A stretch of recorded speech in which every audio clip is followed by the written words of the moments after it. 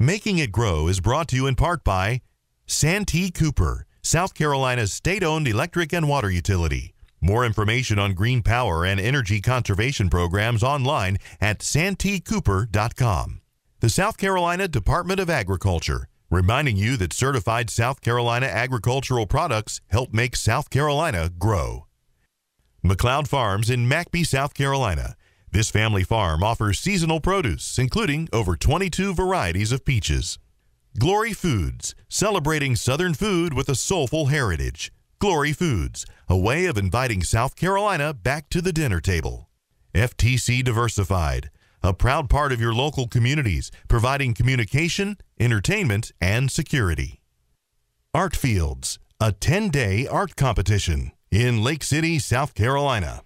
Additional funding provided by International Paper.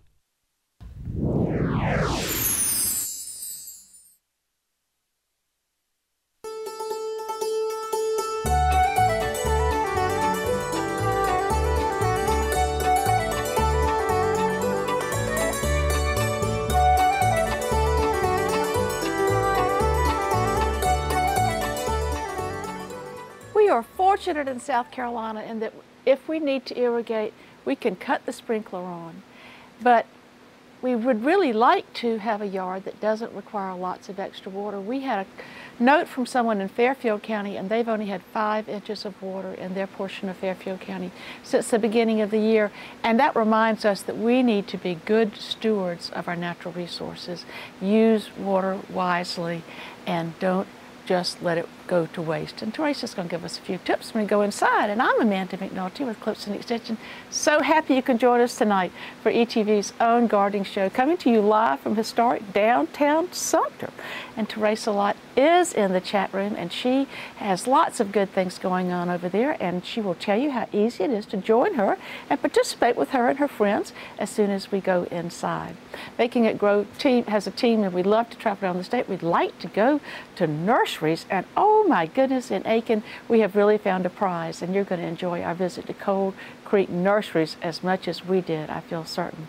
Oh, we've got a good team of people here tonight. I know you'll be happy to know that Tony Melton and Lauren Duncan are with us, and they'll help us answer your questions. And also tonight, we are especially fortunate because South Carolina's Watermelon Queen is with us, and she's going to give us some new ideas on how to use our one of our favorite summer fruits that will keep us cool and comfortable and don't require cutting on the oven.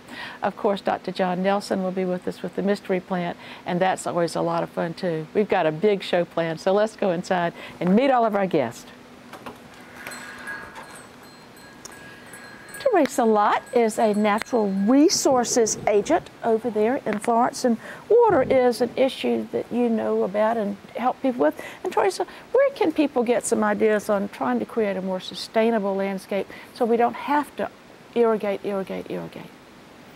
I am so glad you asked that, Amanda. There is a wonderful program called Carolina Yards, and you can find that at clemson.edu/CY for Carolina Yards, all about sustainable landscaping practices. So certain things that you do can reduce your need for supplemental irrigation. A great resource. You can even have your yard certified as a Carolina yard. I do hope you'll join me in the chat room this evening. Hopefully it won't be difficult to get there, but Facebook has changed things up a little. So once you go to the page, you now need to look on the left-hand side for that green Let's Talk icon. Once you click that, you'll be directed into the chat room where you can log on with your Twitter or Facebook information or set up a Rumble Talk account. We've got 6 speakers and 3 viewers, and I hope to see those numbers grow very quickly. Amanda, back to you. Thank you, and I know they will because everyone tells me they have such a great time interacting with Teresa and all of her other chatters in the chat room. And we have a lot of fun interacting with Lauren Duncan. Lauren is in charge of horticulture at Historic Columbia, and y'all have a good many properties, and that's a big job. It's been busy. We've slowed down on the programs front, but the gardens, I can't seem to catch up. It's either the weeds, the grass, or all the beautiful flowers. Or the brides. Yes, yes. The brides are especially time-consuming. But a lot of people don't realize, because there are house museums there, but I think the gardens are for, y'all almost see them as a little We're a public garden. We're Uh-huh. a park. Anytime the gates are open, you're more than welcome to walk into our grounds and take a look around, have a picnic, just enjoy the shade. We're a nice oasis of trees in downtown Columbia because we all know it can get hot there pretty quick. It sure can. Well, thank you for the work you're doing so that when we do come in, we'll see some of the beautiful flowers. And I think this is actually a good time to do that. Yeah, June is actually before it gets a little too hot. Everything's in bloom right now, so you have the most variety in the gardens, and all the trees have leafed out, so you get the maximum shade. Thank goodness for shade. And I think we're going to see some pretty flowers that you We brought a little are. later in the show. And of course, it's always a special night when my dear friend and fellow Extension agent Tony Melton comes. And Tony is the specialist for small fruits and vegetables for the PD and beyond. And Tony, what's happening with our commercial growers right now? Well, right now they're getting kind of through those cool season crops, you know, like the cabbage and collards, but I'm still enjoying them and eating them and just having onions and different types of things just filling up, and those Irish potatoes and things are coming in good still, and they're about ready to end. And then we started some squash now already. Yeah, I've seen some squash. I love that good cooked meat squash. Oh my goodness, it is wonderful. But then tomatoes will be coming in fairly soon, and I was just talking to the ladies here tonight that watermelons have already started from the lower part of South Carolina. Isn't that wonderful? It's a great place, and we appreciate all the work that you and your fellow specialists do, making sure that this wonderful certified South Carolina food is available for all of us to enjoy. I enjoy it myself too, man. And what a special treat. We have Brooke Allender, and she is the watermelon queen for South Carolina, and we are tickled watermelon red that she is here with us tonight. Welcome, Brooke, and tell us what you're going to talk to us about, please. Well, I look forward to showing you all some ways to utilize that watermelon with some refreshing watermelon treats that are simple and easy and, of course, healthy. All righty, and then there's always the fallback of just slicing one and eating it in there. That's right. Okay, well, we'll look forward to our visit with you in just a little bit. And now we want to welcome our dear friend, Dr. John Nelson, who, of course, is the curator at the A.C. Moore Herbarium at the University of South Carolina. Dr. John, is Columbia famously hot today? It sure is. It's beautifully warm, and the summer has begun, and it's fragrant and warm out there. It's a really nice day. John, what kind of shirt do you have on, John? I'm almost scared to ask, but... Well, it's somebody said it's my Las Vegas shirt. Oh! So, well, it's quite impressive, and you know, summertime is the time for men to wear those outlandish shirts, and I'm glad to know that you got yours out of the closet and put it on. But John, you're going to be involved in something that's not outlandish, that's really historical, and I think even Lauren's organization has some connections with it, and that's going to be when we meet on the 18th, I believe, of June at the McKissick Library. And tell us what that's all about, please. Right. At McKissick Museum, there will be an exhibit that begins on the 18th, next week, next Wednesday, and it'll be all about the early horticulture industry in Pomeria that was begun by the Summer Brothers, and this is all about the history of the Pomeria nursery, which is really a fascinating industry that began prior to the Civil War, and was so important as a preliminary way of getting horticulture established in this state. Well, and it certainly did take root well, and that and I understand that actually you have been pulling some specimens that are some of that will make references to some of the things there, and that you're going to have a little pre-tour. So tell us about that, please. Right. We'll be having a sort of an open house at the herbarium at about 2 p.m. Prior to that reception. And if anybody would like to come around, we'll try to fit as many people into the herbarium as possible. I'm not sure how that'll work out, but it should be a lot of fun. Well, you know, we'll just pretend like we're in the plant press and just pull the strap and squeeze us in together. John, you do a great service for the citizens of South Carolina, and remind us of how we can send a specimen to you or a photograph for identification, please. Okay, well, it's real easy to send the picture if you know how to work a computer, and if you've got email, just send me a an image as an attachment to an email message to my email address, of course. And then if you're unable to do that, just call me up and we can make some arrangement. Okay. To pick it up. All right. Well, I appreciate it, and I will see you in person on the 18th. And I'm looking forward to learning more about Pomeria Nursery. We'll check in with you later. Okay. And I believe that you have, we won't get those quite yet, but I think that you've got catalog references of places that y'all ordered from Pomeria Nursery. Hampton Preston Gardens, which is an antebellum garden. It was unfortunately destroyed in the 1940s, but Mary Hampton Preston had lots of plants that she purchased from Pomeria Nursery. Isn't that fun? Yeah. It was a beautiful collection. Luckily, we still have some records, so hopefully we can recreate it one day. Well, we have a caller. Edith is calling us from Bono Beach. And we are delighted that you have given us a call tonight. And how can we help you? Hi. I have a Japanese tulip, or I think it's called a salsa magnolia. Yeah. And it's very big, and it's getting a lot of the sassafras bushes growing up in it. Can I cut that back a good bit now? The sassafras bushes are growing up in it? Yeah, all around the bottom, and I need to cut it back. And I also have another question. All right, what is that question? Okay, my oleanders were damaged really bad by the ice storm.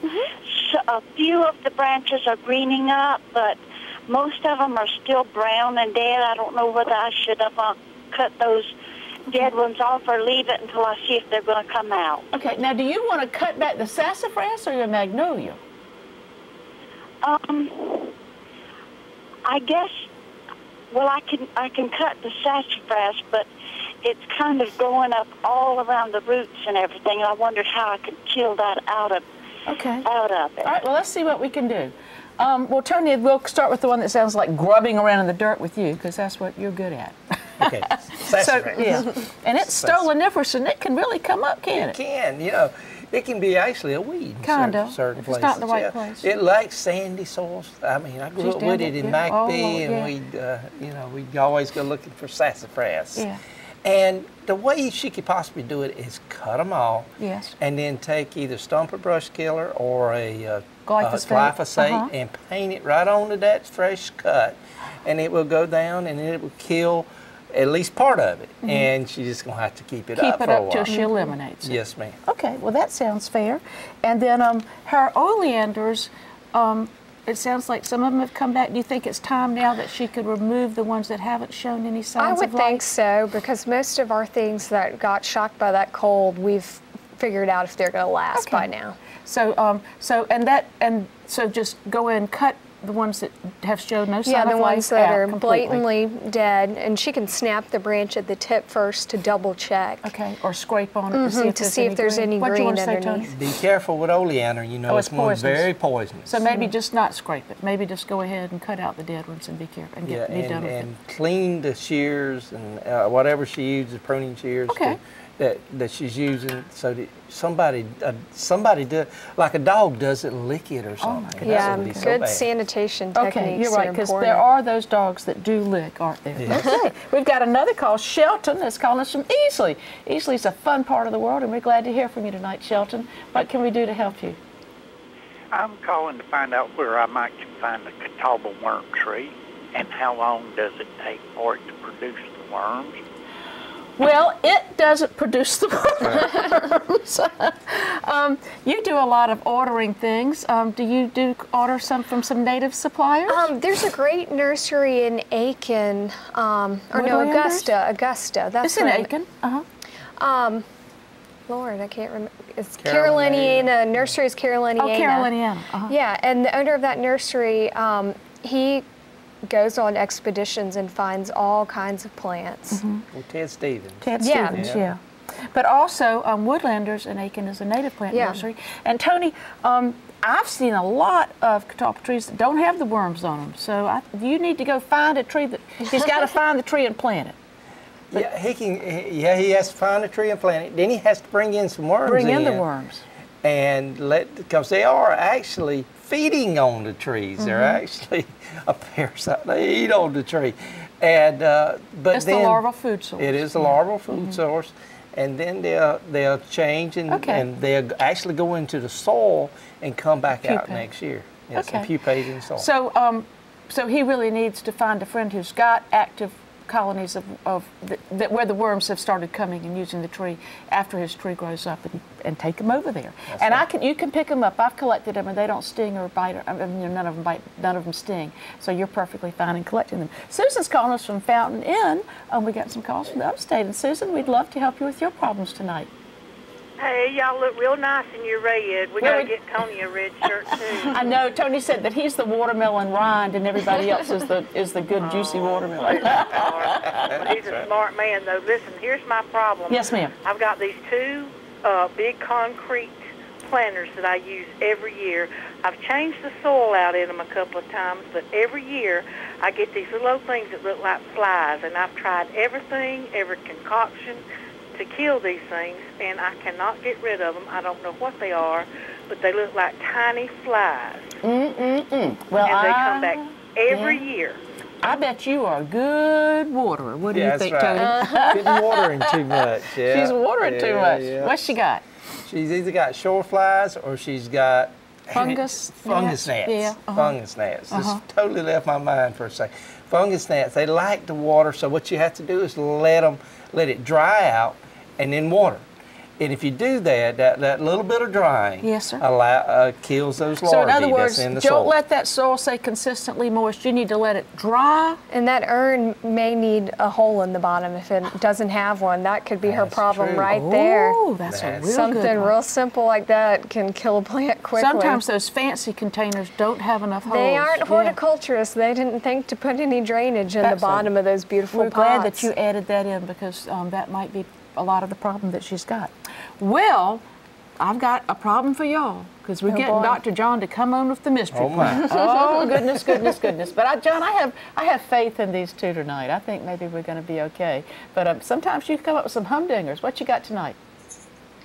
Well, tonight we've got a really beautiful plant. I got these images from my buddy Will Stewart. Yes. And he takes some really fine pictures. One of the reasons I wanted to include this plant tonight, we've been talking about conserving water and growing natives, and this is a plant that is a native, and it grows in very, very dry soil, almost pure sand. So this is one that doesn't need a lot of water. It is, in fact, a plant that I think that most everybody will recognize by its genus. That is, there are several species of this genus that grow in the Carolinas in Georgia, and this is a native. Got these beautiful flowers, and the leaves are really interesting. That they are sort of perpendicular to the ground, and we feel that the leaves are sort of adapted to avoiding a lot of sunlight in these very dry sandhill ecosystems. And moreover, the leaves are very handsome. They're bright green, and they've got sort of pinkish veins. And of course, if you happen to injure the plant or pull a leaf off, you see a considerable amount of white, here's a hint, white milky juice. Whoa, that's a good hint. Oh yeah, and this grows in the sandhills. Beautiful stuff. And I wonder. All right. Well, it's sandy, and it's got a milky juice, and I wonder what it could be. Sounds like you're itching to answer this one. One of your milkweed. It's one of the milkweeds, yeah. That's right. This is a very, very special one because it does grow in the driest sands. It's just amazing that it does so well in these very barren places. And it's one of the prettiest ones I think you've got. Now, most people know about that real pretty butterfly weed that's got those, well, there's rather gaudy orange flowers, but this one is much different. Yeah. Excuse me, you gamecock. You better watch out. Tony Melton and I and Lauren be coming after you. But again, this is an important larval food source for the monarch butterfly, isn't it, John? As far as I know, it is. Most of these milkweeds serve that purpose very well. Well, that was beautiful. And John, I have seen that milkweed, I believe, when picking up litter in Manchester State Forest, which is pretty sandy. Is that a spot up that where I may be correct in having seen it there? Right. Yeah, I've seen it there, but it also gets, I think it's probably in every one of the coastal plain counties. All righty. Yeah, very dry places though. Well, that was a beautiful milkweed, and you're right. Sometimes we just think of the orange one, which has its own loveliness too. But it's fun to see that, be reminded of different members of these of the genera where we just think there's one. And there's a lot of variety in nature, isn't there? Mm-hmm. Oh, sure. Okay. And as far as let me just say that as far as because people are going to ask me, where can you get this stuff? Don't try to dig it up. That's not going to work. So do not. Taproot. Big old That's not taproot. going to work. Yeah. It might be possible to grow these from seed or get them from one of these native plant nurseries. And they do the kind of they propagate themselves and never go and collect inappropriately in the wild. So that's a good choice. Okay. Right. All righty. Well, thank you so much. All right. All right. Later on. And I think you've got some beautiful things you brought to us. I do. Some orange flowers. Good thing John's gone. He won't be liking these quite as much. Well, there's no way you could not love this. I Absolute know. beauty. That's a beautiful daylily. One of our volunteers at Historic Columbia, he brought me several trash bags full of daylilies, all identified. And this one is Mount Herman Marvel. It was identified in 2001, so it's not an heirloom like we typically do at Historic Columbia, but it's too beautiful not to have. Then we also have this yellow daylily on the other side. It is the Historic Columbia daylily. It was hybridized by a breeder in Camden, Robert Kennedy, in the 80s. He breeded it for Historic Columbia so we could have a fundraiser and raise money to help promote Keep the paint houses. on those houses. Yeah. Keep things going. Okay. Then we've got Shasta Daisy. This variety is Becky. Yes. Up top. This one right here. And we have that in 2 of our gardens. That's very low maintenance, not a lot of water. Then we have some zinnias. I have a whole wildflower bed full of those. And they are the most low maintenance, happy little plants. I don't have to do much to them at all. So here's one of the zinnias. And then here's one in a different color. So we've got these little small flowered zinnias, but do they still attract pollinators? They do. That area is always full of bees, and they self-seed, so they pop up every year. We've got some cosmos and Mexican petunias, so it's a lot of interest, and they keep the weeds out because they take over so much. That's right. And as you said, things that once they're established are water-wise. Yep. Yeah. Well, thank you for sharing those with us. Thank you. Okay, Joseph is calling us, and he's in Bennettsville. Joseph, we're glad to hear from you tonight. And how can we help you? Yes, I've got a question about moles. I seem to have a problem with them, and they want to eat different stuff. It's just not one thing, but they'll skip around, they'll eat this and eat that. Okay. And is there something I can do about them to slow them down at least? All right, well, I think probably what you've got is maybe voles instead of moles, because voles eat plants, and I imagine y'all in the city have problems with them there too. We can't escape them. We kind of deal with them, but I've heard some home remedies of soaking a paper towel in ammonia. They don't like the scent of that. Tony might know some more. Are there some recommended ways from Clemson that are effective, or have you got any ideas? Yeah, for voles. And a vole is, most of the ones, the pine voles are small, is that correct? It's an underground rat. And they go and eat the roots and just kill a plant. And you can actually use a rat trap to catch them. Because it is a rat. It is a rat. I usually do apple and peanut butter together. And one thing you got to do before you do it, you got to treat for fire ants, because they'll get onto it too, and they won't never touch it. And then you need to cover it well so you don't hurt the neighbor's cat. Okay. Thank you very much. So put a big pot over it, something heavy. Okay. And catch them. And then also, any kind of they call it mole bait, but it actually is a vole. It's a little peanut-like thing. Okay. And they will work for them. They won't work for moles. Okay. But they'll work for voles. All right. So you need to cover that too to keep your neighbor's cat out. Okay, thank you. We do not want to have any we want to target the organism and That's just right. that organism, right? But voles can really be a problem. Well, Teresa, we're hoping that y'all aren't having any problems in the chat room. But what are the topics for tonight?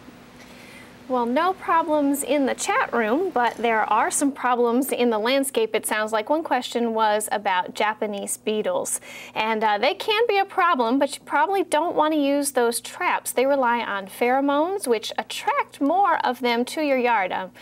You could consider putting row covers if you have a small area like a vegetable garden to keep them out, or even hand picking. Just pick them off, put them in a thing of soapy water, and that will wash off that pheromone that attracts the others to the area. If you're very observant, hopefully you can minimize the damage before they cause too many problems. Amanda, back to you. Thank you. And, I've noticed when I try to hand pick them, they have a defense mechanism. They kind of tuck up and fall down. So I hold my bucket of water under where I'm going. And then if they decide to eject from the rose plant or whatever, they'll kind of land in that water. Because they're sharp. They're That's a pretty good smart. idea. Yeah, pull anything else. Barbara's calling us from Darlington, and we're glad to hear from you tonight, Barbara. Hey, Amanda, how you doing? We're doing good. Hope you are too.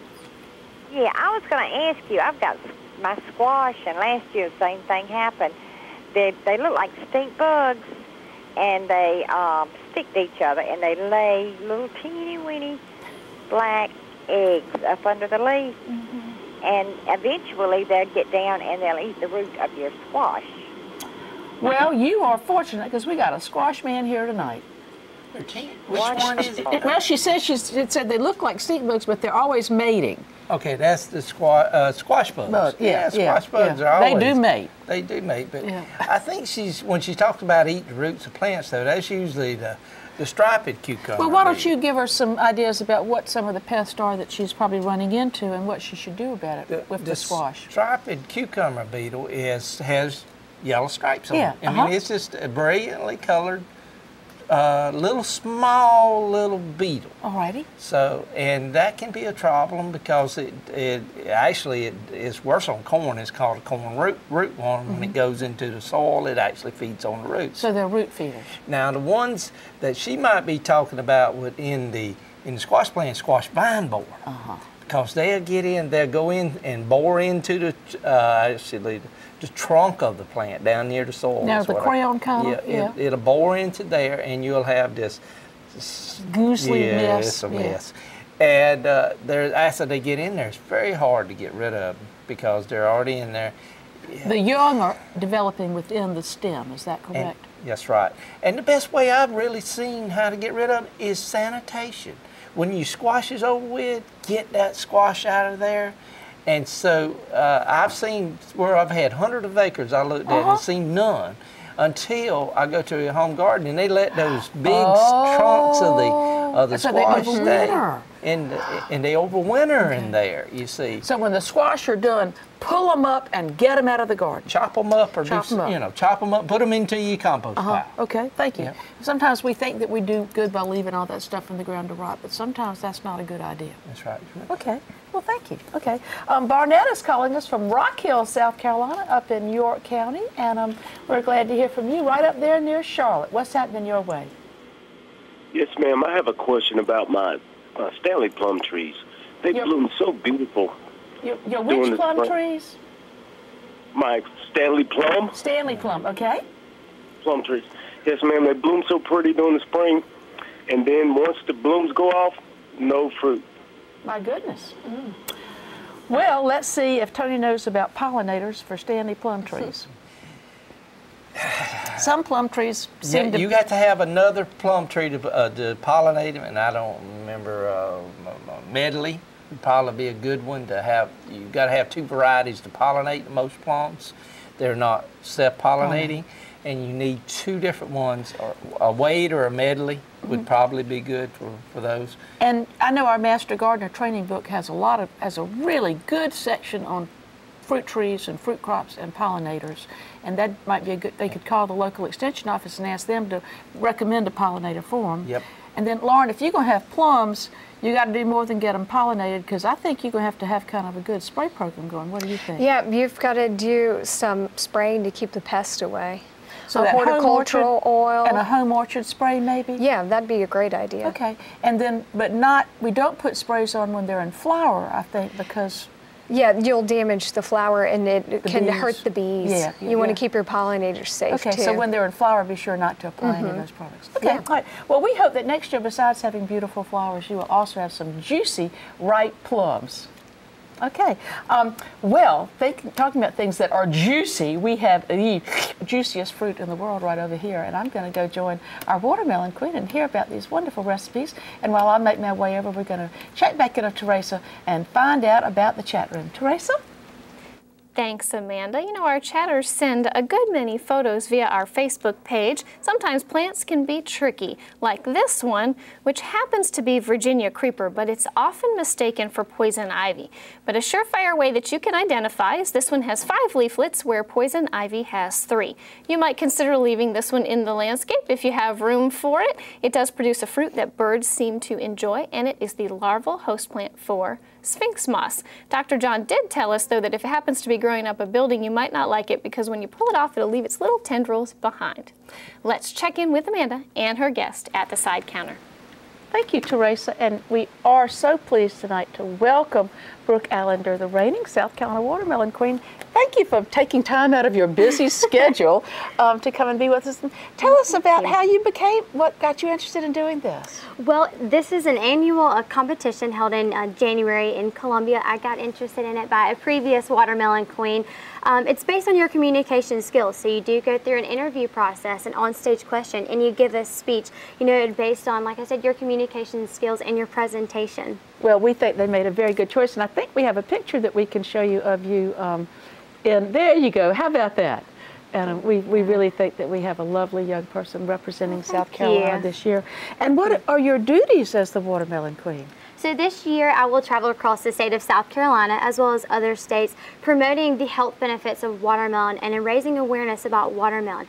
This year we are running on the platform that watermelon fuels athletes. So everything that we are doing, we're really concentrating on the health benefits of watermelon. Not only is watermelon 92% water, but it contains vitamins A and C, and it's a lycopene leader, which is excellent for blood flow, and it helps get those electrolytes back in your body that you often lose. Yeah, after a hard workout. So this year we've also gone to schools where we've handed out watermelon at field days, and we're working in conjunction with some of the colleges to hand out watermelon during their practices to again get those electrolytes back in their body that they often lose during those hard, long, hot practices. And we do have some wonderful athletes in South Carolina. And you say that what y'all do, you recommend is that you puree it, and you say it can actually is better than going out and getting some packaged sports drink. That's right. Some of the current research shows that watermelon puree is just as effective as some of the leading sports drinks. Watermelon puree is something that's so simple. All you do is, cut up your watermelon, put it in the blender, and hit the puree button. I think anybody can do that and then enjoy eating it. But if we want to go to a little bit of trouble, there's some pretty wonderful recipes and treats that we can make with South Carolina watermelon. So let's talk about some of those. So this evening we're going to start out with our watermelon breakfast a go-go. This is something that's simple. It's just got 3 ingredients in it. It's got your low-fat granola, your low-fat vanilla yogurt, and of course watermelon to top it off. Well, show me how easy it is. Let's go ahead and get started. So I'm going to start with a little bit of granola. And we've got a display over here, and it's similar to a parfait. And what I'm going to do is I'm just going to do a little bit of granola as well as a little bit of vanilla yogurt. All right, so we've got our granola in. That's right. That's the first step. And then we're going to go through it, and we're going to add our fat-free vanilla yogurt, which is going to be sweet, just a little sweet, and moisten that granola, but not add a lot of extra calories. Right. All righty. We're going to put a little bit of it in there. And now this evening what I'm doing is I'm just doing the granola and the vanilla yogurt. Now if you wanted to, you could actually repeat the recipe and layer it. So you get an extra layer of granola, an extra layer of yogurt, and an extra layer of watermelon. And it could look a little fancy. That's right. All right. All right, and then we're going to top it off with a little bit of nice watermelon. Now, if I wanted to dice up my watermelon the night before, will that be all right in the refrigerator overnight? It would be perfect overnight. You could go ahead and cut it up the watermelon and then add the ingredients in the morning. Okay. You know, it is a breakfast to-go-go, so it is something that's simple. And like we said before, it'll give you a little bit of energy in the morning that sometimes you often need to get you woken up. Well, and I think that children this would be a nice thing. You could even make it in a little cup and they could eat it as you were driving them to school. They love it. They love it. And they don't realize the health benefits of that watermelon. And I think you could almost use it for dessert after a party. You could use it as a dessert. That's right. Well, do you have any other tips for us? Yeah. All right, we're also going to move on to our watermelon fire and ice salsa. Ooh. Love this one. This one's actually one of my favorites. It gives you a little bit of that sweet and spicy flavor, good summertime snack, something that's great by the pool. So we're going to start with, you're just going to add in 3 cups of watermelon. And this is chopped watermelon. Mm-hmm. So just get the chunks out of the watermelon and line it up with your knife and cut it both ways, and then you've got it ready to go. That's right. And this is seedless watermelon too. Ooh, that makes it so easy, doesn't it? Thank you so much. All right, and then next up, this is you're gonna add in 1/2 cup of green peppers, 1 tablespoon of green onions, 1 tablespoon of jalapeno peppers. Jalapeno. Ooh. 1 tablespoon of cilantro. So that gives it that fire flavor that. And the color combination is really cool too, don't you think? It does. And can you smell it? Yeah. It smells good. It does smell good. All right. Get that all in there. Okie dokie. Thank you so much. I'll take that out of the way. Great. And we are going to finish up with 2 tablespoons of lime juice. Lime juice just sets anything off. It always makes something really delicious. And kind of binds it all, blends all those flavors. That's right. And then you mix it up.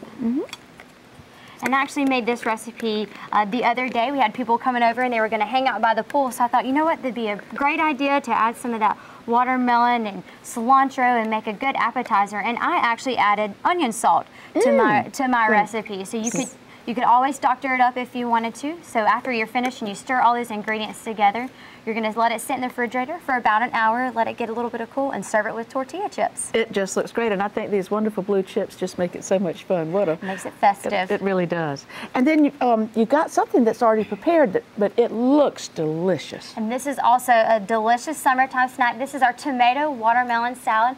So it's got your watermelon, your tomatoes, red onion, and a little bit of red wine vinegar and extra virgin olive oil. So you could serve it over a bed of lettuce, or you could eat it just as is. It'd be a wonderful vegetable when you were having a cool supper. That's right, and it's getting you that water back in your body. Okay, and we know that we've got people growing wonderful certified South Carolina watermelons over the state. We've got people doing research down at Blackville at the Edisto Research and Education Center on watermelons. And you've told me that watermelons are an important part of the economy for so many of our farmers. They are. Watermelon is actually one of our top crops here in South Carolina, and it is one of the largest revenues in South Carolina. So make sure you go and you get one of those watermelons that do have that South Carolina certified grown sticker. That's right. Always look for that. That's and right. We will look forward to hearing more about you and learning more about where we can find out about these wonderful recipes as we come back at the end of the show. All right. Thank you. Okay. Thank you. And Teresa, we're going to check back in with you and see what's happening with your chatters. Well, goodness, Amanda, my mouth is watering seeing all of those delicious watermelon recipes, but it's not the first time that happened today. The first time was early this morning when I saw one of the pictures on our Facebook page of the most gorgeous blackberry, and that photo was shared by Teresa Kidd, and she said that jelly and cobbler are on the way, and I'm hoping that very soon we'll figure out a way that they can be sent through the internet, because that sounds delicious. Here's a tip for harvesting. You'll have peak flavor if you wait for the shininess to start to go away and look for just a little bit of dull coloration. So don't pick them too soon. They might be a little bit tart. Amanda, back to you. Thank you so much. And we've got a caller from somebody who lives in kind of a sandy part of South Carolina, and that's Lugoff. And Bob is on the phone. Bob, how can we help you tonight? Yes, ma'am. Good evening. Good evening to you. We have a couple of patio plants, and one of them is a gardenia, and one is a hyacinth, and it'll form a bud for a bloom, and then they'll just fall off. And instead of blooming, they're laying on the deck. We've got a bunch of green blooms, and nothing's happening.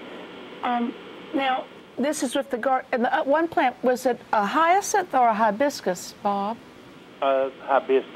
You're right. Hibiscus, okay. Hibiscus. And are both of them losing their buds before they open? Yes, they are. Okay, and are they in containers? Yes. They are, okay. Well, anybody got any ideas? That could be the same thing. It depends on the container and how much water. Too also, much or too little? Yeah, gardenias typically like a little more shade. So if they're out on a hot deck, that could definitely be the problem with those. Tony, you have any thoughts to add to that? Yeah, either the hydrangea. No, we've got a gardenia and a hibiscus. Hibiscus will take the heat. Yeah, That's hibiscus right. would. Hibiscus will take the heat, and the Gardenia. gardenia like a little bit of shade. Yeah, I think so. So there's a little bit. I mean, it's kind of tough to have those two. I'd definitely move them a little bit. Maybe put the gardenia in a little bit of shade. Just move it over and leave the other one out there in the heat. Because it likes it, hibiscus. And I'm just not used to having problems with my flowers falling off my hibiscus. So I would think maybe overwatering, or I mean, I would be. You know, a lot of times we just go out every day and say we've got to water. And the best thing to do is to use the digital method, and you've got 10 digits. And so you take one of those digits, and you take that digit, and you put it in the soil, and you decide about watering. And it may be that you need to water more, but you may need to water less. So rather than just every day saying I've got to water, do test the soil first before you do it, and I think that you may do a little better. And hibiscus loves drier conditions. In fact, most of them do. Tony says that usually the hibiscus like a little drier condition, so you might want to not keep that water quite so dry. We love to go to places where local people, for generations sometimes, are trying to find wonderful plants for their customers, their neighbors, and their friends. And we found just such a place in Aiken, South Carolina.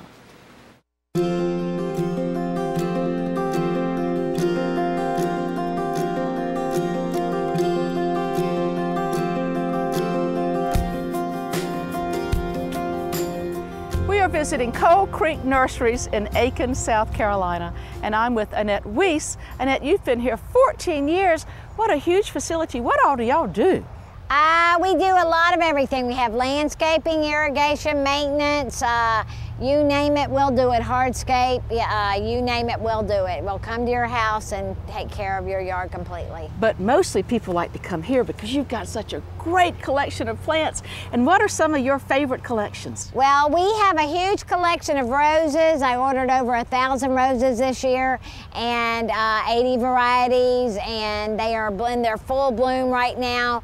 Camellias, about that many, and those are two plants that are certainly very lovely when they bloom. And we have pride ourselves on having newer varieties, newer cultivars, and also having the tried and true and unusual things that people will just not find everywhere on their beaten path.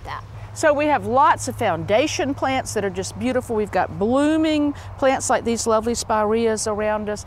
But since it is South Carolina, I think having trees in the landscape is very important for shade because we will have these hot days.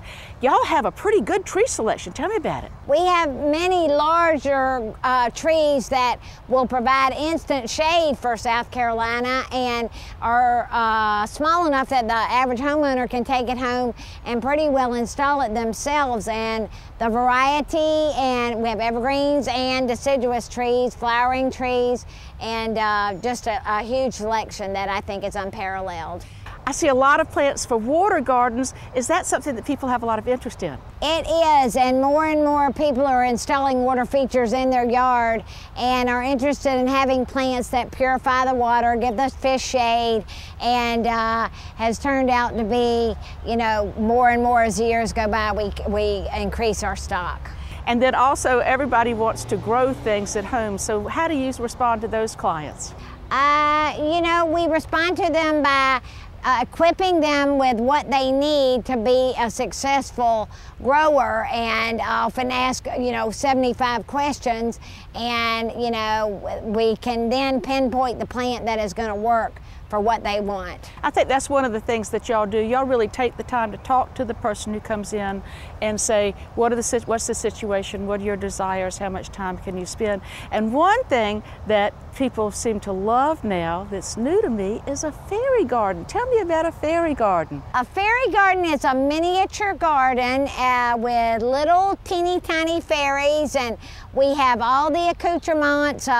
We have swings, we have arbors, we have, I mean, you name it, anything that might be in backyard, you can do it in a fairy garden. Usually it's done in a small container that is a nice gift to take to someone or either to enjoy, and you can change it out from season to season or add to. And you said that people who have parents in nursing homes like to take it to them. It's a wonderful conversation piece. They can talk about the past, they can change it. But that you said sometimes grandmothers and grandchildren or aunts and nieces, does it even extend across those lines? It is so fun to watch grandmas and grandchildren and mothers and daughters, aunts and nieces come, and they just get into it, and they really, it's you know, very gratifying to see them, the little ones, get involved in this aspect of gardening. You have a beautiful tropical selection, and that takes special care. You must have a large staff that really is dedicated. We've got a pretty large staff here in the nursery. We probably have about 20 people that receive, and we do grow a lot in the back as well, but we do also make runs to Florida to pick up plants, and the tropicals, house plants, plants that, you know, live outside like the tropical hibiscus are just, you know, good selection. We have such a long summer here that we can often use those, and even though they may not make it through the winter, we get great bang from them, don't they? It's true. In addition to everything else, I think you have plants and trees and shrubs for people who want to grow food at home. Tell me what you've got in that line. Edibles are a big success for us. We have fruit trees, we have berries, we have brambles like blackberries, we have all kind of heirloom tomatoes and many other different vegetables. Edibles are a good thing for introduce children to gardening. And containers are a big thing that people like. People have smaller yards, they like to have focal features. Do y'all do a lot of container work? We do a lot of container work. We have some that we build ahead of time, and then we also invite people to bring their own, and we replant them seasonally for them, and we custom fit them like a shoe to a foot to their gardening needs. Well, I think what y'all really do here is take the time to talk to your clients. You have a well-educated staff, and it's not a surprise that y'all have such a well-respected nursery. We thank you for spending time and letting us visit today. Thank you, my dear. Thank you.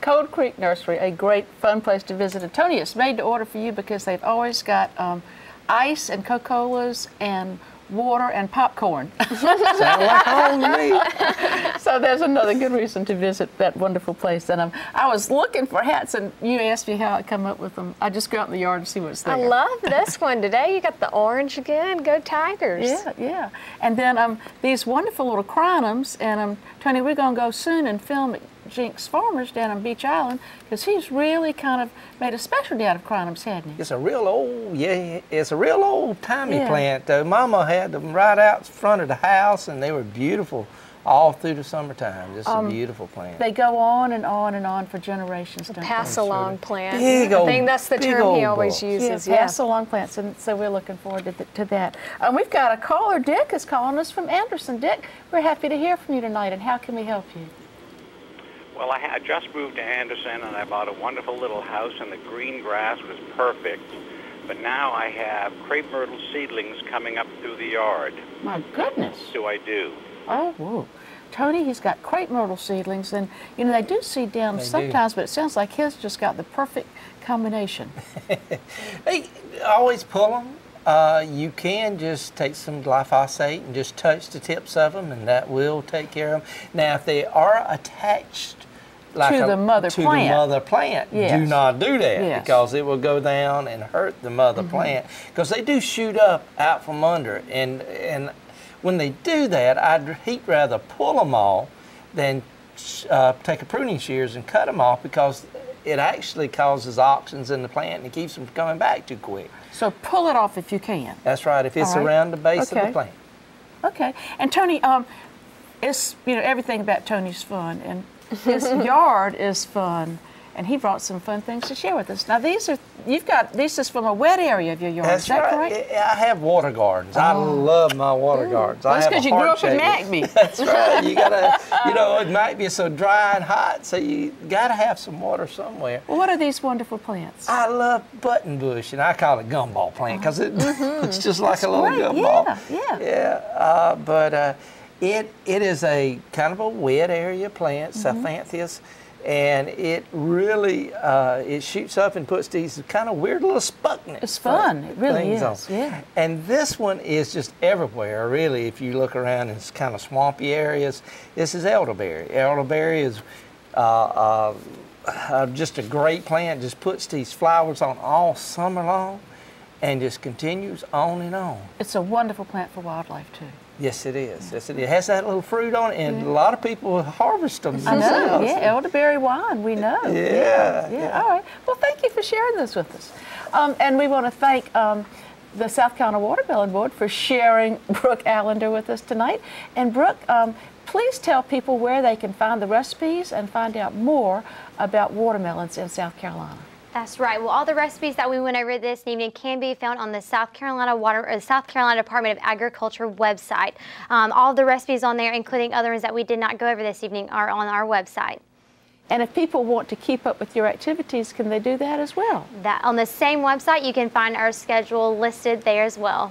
Tony, the South Carolina Department of Agriculture website is a good place to have us marked as a favorite on your computer, isn't it? That's exactly right. They have a lot of good information, and they have that great market bulletin over there too. Yes, they do. That has a lot of different things going on. That's people do it all over the state. It's fun to keep up with what's happening in agriculture, and it's fun to keep up with Teresa and her chatters. Thank you so much for being with us. We missed you last week. Glad to have you back.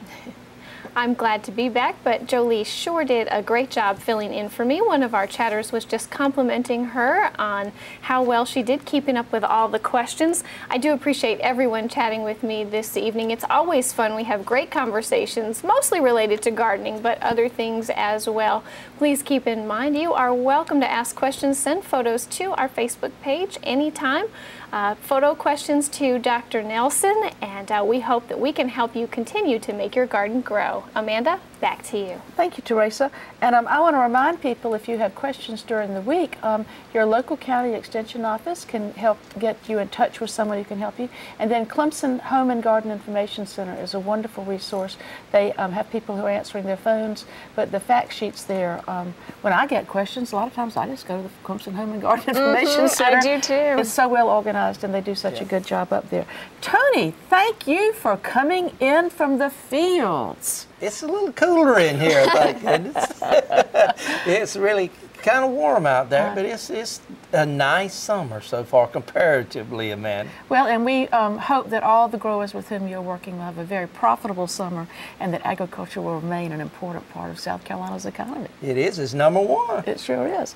And it was so much fun to have you come, and maybe one morning I'll wake up early and decide to drive to Columbia. I know. I need to get you over to the garden to see what's happened since the last time you've been there. Okay. It's always a treat. Well, we thank you for what you're doing there. Our friends at Clemson have a Your Day program, which comes on from 12 to 1, Monday through Thursday. And this Tuesday, they're going to have a special program that I think you'll really enjoy. Fireflies will be the topic. And I know from my childhood, I loved them, and I don't feel like they're quite as many as they used to be. I saw some the other day. I was just tickled to death. Anyway, but if you tune in on Tuesday, June the 17th, Eric Benson and Tim Davis will be taking calls and talking about fireflies, and those people make insects and the natural world so much fun. So do keep up with the Your Day schedule. You will enjoy it so much. And Tony, bring out that big, beautiful thing you brought with you. Gracious goodness. So many things. He's got a bouquet. Oh, my word. I mean, just in my yard. It's just wonderful. I love them. And you don't have a lot of time to spend in the yard, so these plants pretty well take care of themselves? Really, I water maybe once or twice a year, Amanda, just when it's really dry, and just throw Give us a list of a few of the things in there, that tall, rusty-looking thing that's so good looking. Okay, this is curly dock, and actually it's just a weed, really, but it makes a beautiful decoration, and when you bring it in, it just makes an accent in this. And then I got some mints. I love my mints. Don't make them wiggle. The camera can't get a picture of them. You're just too excited. My roses, and I got my daylilies. Your daylilies? This is. I want to say this. This is one of my favorite plants. Vitex. Oh, isn't it wonderful? Beautiful chase trees. Great. And then you got some blackberries coming. Yeah, I've got some nice blackberries, and just like Tracy said, I always wait till they kind of dull to harvest. Tony, one thing that's not, we're not going to wait for you to get dull, because that'll never happen. We want to thank everybody who came to help us so much tonight. We really enjoyed the program and hope you did, and we'll see you next week. Night, night.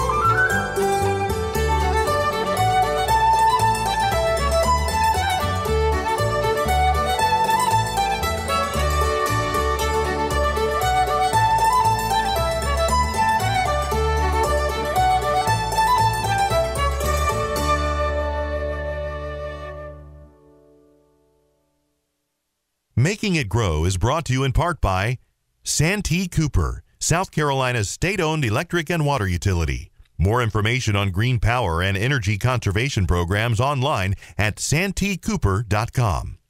The South Carolina Department of Agriculture, reminding you that certified South Carolina agricultural products help make South Carolina grow.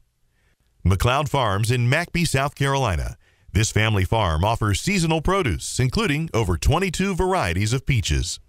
Glory Foods, celebrating Southern food with a soulful heritage. Glory Foods, a way of inviting South Carolina back to the dinner table. FTC Diversified, a proud part of your local communities, providing communication, entertainment, and security. Art Fields, a 10-day art competition in Lake City, South Carolina. Additional funding provided by International Paper.